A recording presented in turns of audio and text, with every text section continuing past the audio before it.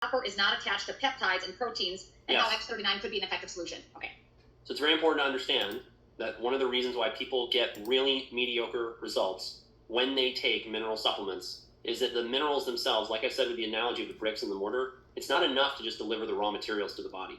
I see many people, many of them just like you on this call, who are taking things like, say, copper supplements, and they don't understand that they're actually getting too much copper in their diet. They have very high levels in their blood.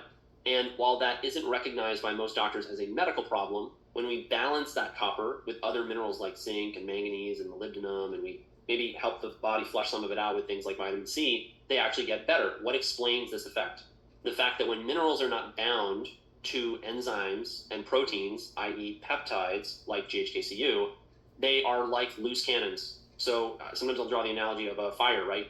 Fire is good in your gas stove or oven. Fire is not good on your drapes. It is important that the fire be in the right place. A mineral is a lot like a source of heat. One of the fathers of mineral biology, I think his name is Henry Schroeder, I can't remember. He said famously, minerals are the spark plugs of life. And he was referring to this effect through metabolism of minerals on energy. That's why when people go through mineral balancing with us, they see their brain fog go away. They see their mood improve. They see their energy improve. They see their cognition improve. They see all kinds of different things about their health improve. It's because they need the energy from these spark plugs of life in order to be well. That's also why you've got to encourage your people who start this to eat, to salt their food and have potassium, of course, I should say, in consultation with their doctor, et cetera, et cetera.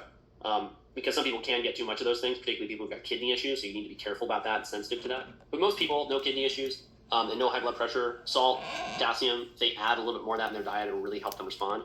So, what question was I answering, Renita? Yeah, no, I think you answered it. You're basically saying it's a dangerous, you answered the question because you said, Right. I mean, of course it is. It has to be in the right spot. Yep. So you badly want to have high levels of things like GHKCU because it binds this copper that can be poisoning you indirectly. We call it copper toxicity.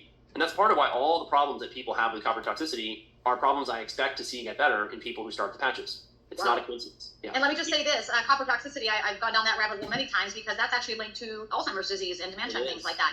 Yeah, and so of course we had, everybody over at this house and my mother and, family, copper levels checked, right? Like, so is this copper toxicity, these types of symptoms? And in her case, it's not at all. But in many cases, like you said, if it's just like, I think about it like just a free radical floating through the system and just wreaking havoc, it needs to be free radicals, yes. Yeah, it needs to be created it needs to be bound and put in the place that it belongs. And then it can do its work appropriately. That's pretty much it, you guys. Think about it. It's like going around beating everybody up in the whole body, and as soon as you capture that bad boy and put it where it's supposed to go, which is what the GHK copper peptide helps to do with copper, it seems. Am I saying that correctly?